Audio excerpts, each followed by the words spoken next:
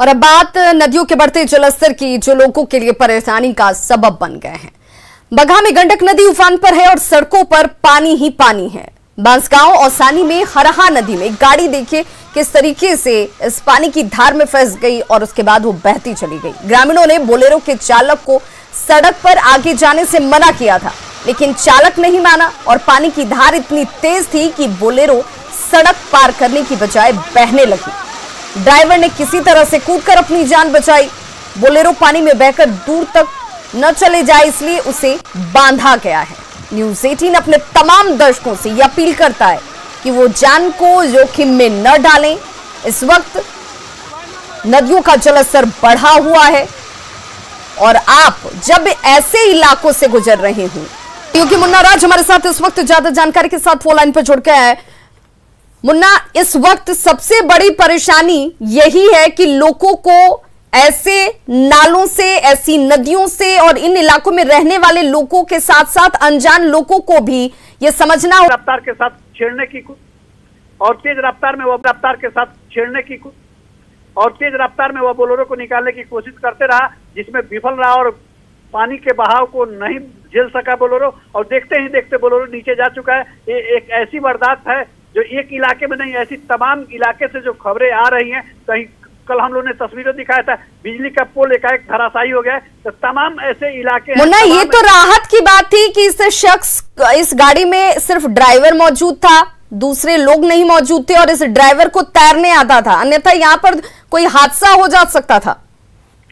ग्रामीणों ने लगातार उसको मना किया कि आप इस खतरा को नहीं लीजिए। हालांकि बोलेरो में एक दो लोग सवार जरूर थे, लेकिन नदी के दूसरे छोर पे ही वो उतर गए थे और चालक जबरदस्ती अपनी मनमानी और जिद के आगे बोलेरो को लेकर गया और हादसा सामने हो गया। हालांकि चालक निकल जरूर गया है, लेकिन यह सबब देते गया है उन लोगों को जो लगातार बाढ़ के पानी और जल जमाव की स्थिति में जो सड़कों पर पानी बह रहा है उसके साथ जबरदस्ती करने की कोशिश कर रहे हैं। जी बिल्कुल मुन्ना राज, लेकिन क्या प्रशासनिक स्तर से ऐसी जगहों को चिन्हित कर यहाँ पर प्रवेश वर्जित नहीं किया जा रहा है? क्योंकि जो लोग इन इलाकों के होंगे उन्हें तो इन नदियों के बारे में जानकारी है, लेकिन जो लोग इन इलाकों से नहीं वाकिफ हैं वो ये अगर इन रास्तों का इस्तेमाल करते हैं या इसे हल्के में लेते हैं तो उनकी जान पर आफत जरूर दिखती है। मैं आपको बता दूं कि सिर्फ यह हरहा नदी का मामला है। हरहा ही नदी नहीं, बगहा के करीब 100 से अधिक गांव ऐसे हैं जो विभिन्न पहाड़ी नदियों और जंगली नदियों से घिरे हुए उन गांवों में हैं। तो तमाम ऐसे जगह हैं। जिला प्रशासन का गंडक नदी का जो मुख्य इलाका है उन इलाकों तक जिला प्रशासन केंद्रित है और ऐसे सुदूर गांव हैं, सुदूर जो टापू से घिरे हुए हैं, उन इलाकों तक प्रशासन का कोई अमला अभी तक नहीं पहुंच पाया है। बहुत बहुत शुक्रिया मुन्ना राज इस तमाम जानकारी के लिए। तो ऐसी लापरवाही बिल्कुल मत कीजिए, न्यूज़ 18 आपसे अपील करता है। देखिए, बहुत राहत की बात ये रही कि इस ड्राइवर की जान बच गई, लेकिन हर बार ऐसे हादसों के बाद जो लोग इस तरह का जोखिम उठाने की कोशिश करते हैं या जानबूझकर लापरवाही करते हैं वो नसीब वाले होंगे, ये जरूरी नहीं है। आप सजग रहें, सावधान रहें और ऐसे जोखिम को जानबूझकर न उठाएं। बिहार में आज से अनलॉक 2 की शुरुआत हो गई और आज से 22 जून तक बिहार में अनलॉक 2 जारी रहेगा। इस दौरान नियमों में कुछ बदलाव भी किए गए हैं।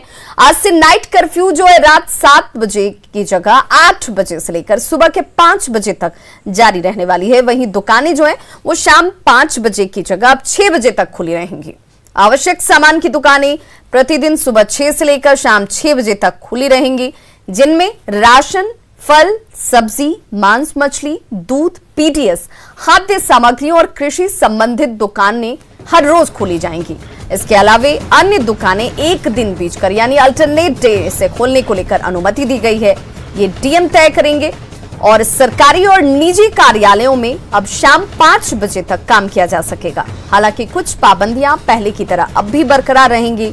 अनलॉक 2 में भी स्कूल, कॉलेज, कोचिंग संस्थान समेत सभी शैक्षणिक संस्थानों को बंद रखा गया है, यानी इन्हें कोई रियायत नहीं दी गई है। धार्मिक स्थल हो, सिनेमा हॉल हो, शॉपिंग मॉल हो, जिम, पार्क पहले की तरह अभी भी बंद रहेंगे। वहीं रेस्टोरेंट और खाने की दुकानों का संचालन केवल होम डिलीवरी के लिए सुबह 9 से रात 9 बजे तक जारी रहेगा। आज से बिहार में अनलॉक 2 की शुरुआत हो गई। 16 जून से 22 जून तक अनलॉक 2 रहेगा, जिसकी घोषणा सरकार ने कर दी है। हम आपको तस्वीर दिखा रहे हैं इनकंट्रो चौराहे की। आज भी अमूमन वैसे ही तस्वीर दिख रही है जैसा अनलॉक 1 में दिखा था।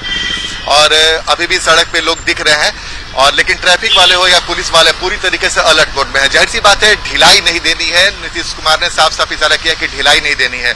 लेकिन जो अनलॉक 2 की शुरुआत हुई, इसमें कई सारे ढील भी दी गई है।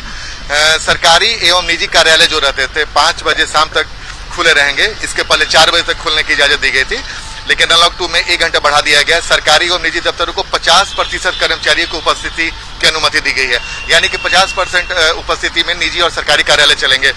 इसके अलावा जो दुकानें हैं वो अल्टरनेट डे खुलेंगे सुबह 6 बजे से शाम 6 बजे तक। तो ये कुछ महत्वपूर्ण ऐलान किया गया है। स्कूल कॉलेज अभी भी बंद रहेंगे। बिहार में अनलॉक 2 का ऐलान कर दिया गया और ये सब कुछ छूटें दी गई हैं। तो इस वक्त आपको तस्वीर दिखा रहे हैं इनका है कि जहां पे लोग सुबह सुबह में खरीदारी करने के लिए पहुंच चुके हैं बड़ी संख्या में। चूंकि सुबह 6 बजे से लेकर शाम 6 बजे तक दुकान खोलने की इजाजत दी गई है, तो एक राहत की बात है। धीरे धीरे अनलॉक 2 में कई सारी रियायतें दी गई हैं और धीरे धीरे रियायतें और भी बढ़ाई जा सकती है। लेकिन एक हफ्ता का इसीलिए बढ़ाया जा रहा है कि आने वाले समय में अगर परिस्थितियां बिगड़ती है तो फिर कुछ कड़ाई हो सकती है। लेकिन फिलहाल अनलॉक 2 में जो ढील दी गई है उसका असर अब पटना के सड़कों पर भी दिखने लगा है। कैमरामैन दीपक के साथ आनंद अमृतराज, न्यूज 18 नेटवर्क, पटना। खतरे में देश के आम नागरिक हैं, लेकिन सियासत में सरकार की जान अटकी है। जी हां, देश के हर नागरिक को कोरोना के कहर से बचाया जा सके और इसके लिए सरकार हर जतन कर रही है। देखिए भोपाल के मालवा जिले में कैसे लोगों को वैक्सीनेशन के लिए घर घर जाकर न्योता दिया जा रहा है।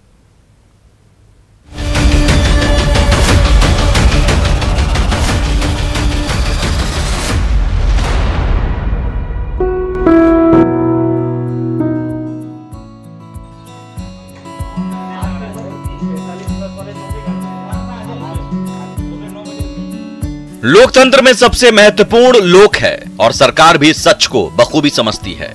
यही वजह है कि केंद्र हो या राज्य सरकार, देश के हर नागरिकों को टीका देने का भरपूर प्रयास किया जा रहा है। भोपाल के आगर मालवा जिले की ये तस्वीर ही देख लीजिए। यहाँ वैक्सीनेशन के लिए लोगों को घर घर जाकर उन्हें पीले चावल देकर टीका लेने का न्योता दिया जा रहा है।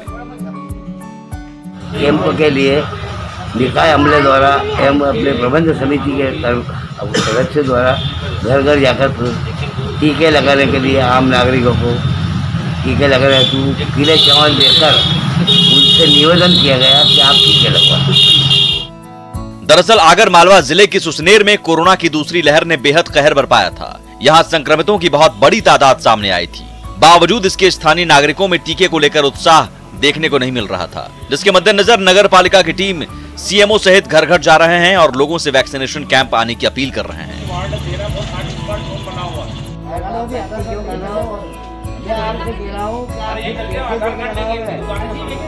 वैक्सीनेशन के लिए लोगों को मनाने की अनूठी पहल इन दिनों लोगों के बीच चर्चा का विषय है, जिसका असर भी दिखने लगा है।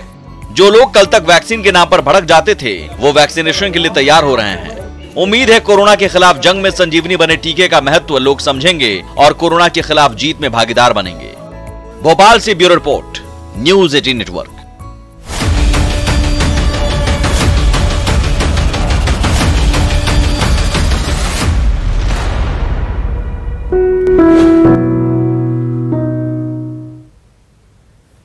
तो खबरों का सिलसिला लगातार जारी है। आप देखते रहिए न्यूज 18 बिहार झारखंड।